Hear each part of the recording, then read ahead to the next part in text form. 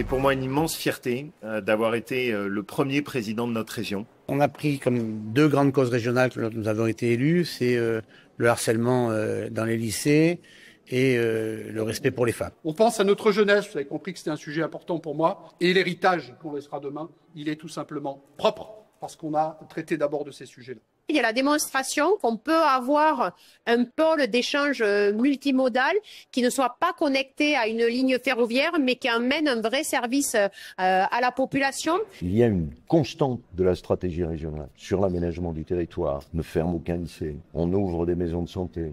Depuis 10 ans que je suis maire, j'ai fait de la sécurité une priorité majeure.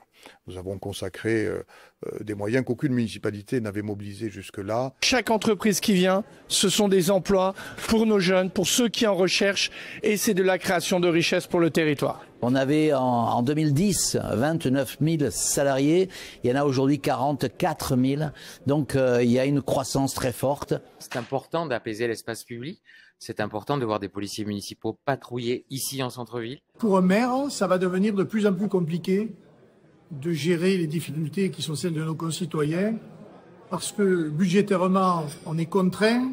Nous sommes véritablement dans une situation aujourd'hui contrainte, donc nous sommes obligés d'avoir un budget plus difficile que celui que nous avions par le passé. Nous sommes rapidement imposés comme étant un acteur incontournable de l'alternance et de la formation professionnelle. Pour ça, il faut qu'on regarde loin et grand et qu'on prenne les meilleures pratiques qu'il y a dans le monde pour les importer chez nous, pour être la deuxième capitale de la France et pour être la capitale euro-méditerranéenne qu'on doit être. Répondre à la demande sociale, parce que c'est la première de nos missions, protéger les plus vulnérables. Nous, on fait tout ce qu'on peut pour aider les opérations de logement à sortir. Il n'y a pas un seul levier que nous pouvons trouver que nous n'utilisons pas. Toutes les communes de ce territoire méritent d'avoir des beaux équipements et ici, vous en avez l'exemple. Alès est aujourd'hui la deuxième ville la plus dynamique démographiquement de France, après Montpellier, avec plus de 1000 habitants de plus par an. La ville de Tarascon, à l'inverse de nombreuses villes en France, n'a pas baissé du tout son investissement. Il ne me paraît pas inopportun de penser que la réindustrialisation, avec des financements français et européens, doit revenir sur le continent européen, qui plus est en France, et qui plus est à Nîmes Métropole. Cette maison de la mobilité, c'est la volonté de rassembler tous les outils de la mobilité dans un seul lieu. Et c'est ce que nous traduisons dans une ancienne gare. Symboliquement, ça a de la force. Arles, vous savez, porte une identité forte autour de l'image.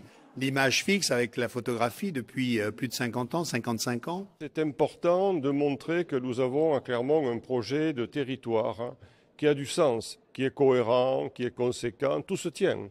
Je souhaite que l'artisanat soit mieux écouté, plus reconnu, qu'on arrête de nous prendre pour des moins que rien. C'est une très grosse fierté, une très grande fierté d'accueillir le BLM dans le port Vauban d'Antibes ce soir. Ce sont pendant des moments de crise, comme je le disais tout à l'heure, qu'il nous faut innover, qu'il nous faut être présent, qu'il nous faut investir sur l'avenir. Nos ambitions, c'est d'essayer d'expliquer et d'accompagner au mieux nos clients dans leurs problématiques. Et elles sont multiples. Il s'agit de réfléchir à tout ce qui permettrait une vie en harmonie avec la nature et en cohérence avec la biodiversité et le respect des ressources naturelles. Il n'y a jamais eu autant de budget et de foisonnement et de nouvelles pistes de recherche qu'actuellement en cancérologie. Habitat au doigt, c'est aussi faire du social et être présent là où on a besoin de nous. C'est aussi de la part de l'État et de l'Éducation nationale une reconnaissance de ce territoire, de sa vitalité, de son dynamisme, mais du besoin de l'accompagner pour que chacun puisse réussir sur ce territoire. La situation des universités devient absolument dramatique. C'est vraiment la notion même de service public qui est attaquée.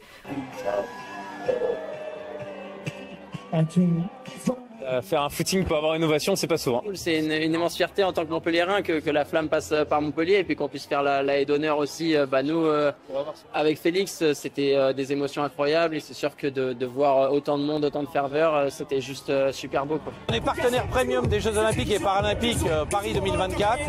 Alors pour nous, ça colle tout à fait à ce que nous sommes historiquement, qu'on partage les mêmes valeurs. Ce territoire est en train de se développer. On accueille de plus en plus d'éléments structurants, le lycée, le futur centre de formation des pompiers, le lycée agricole. Je suis un anti-McDo. Ça me motive davantage pour dire, les jeunes, il faut qu'ils changent, il faut qu'ils goûtent autre chose, quoi. Très belle journée que celle de célébrer à la fois l'inauguration des quais rénovés, quai Georges Pompidou, quai Éric Tabarly, mais également de rendre cet hommage qu'il se devait à notre architecte en chef, Jean Balladur. Le principe des trophées métiers pour elles est de récompenser des femmes qui ont su se destiner à des secteurs professionnels qui sont encore très genrés.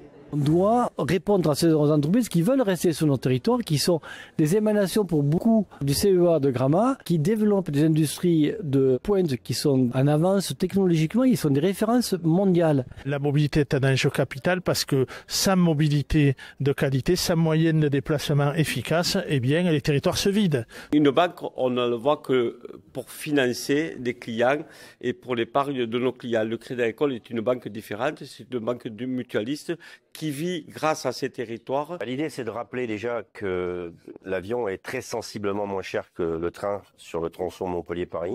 C'est le but et notre démarche. On essaye aussi d'aller un peu, alors je mettrai les guillemets, dans les déserts médicaux, et notre volonté de continuer à accompagner la population et de leur apporter des actions de prévention.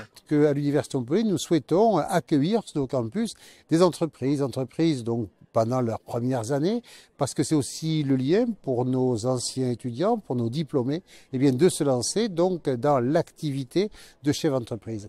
Nous voulons un tourisme pas de foule spécialement, mais de qualité, des touristes qui peuvent être reçus, bien accueillis, qui puissent vivre dans le calme, dans la sérénité. Parce que c'est un signal important que l'on donne aux entreprises naissantes ou qui ont vocation sur l'économie bleue, à se dire qu'on est un territoire d'excellence en la matière.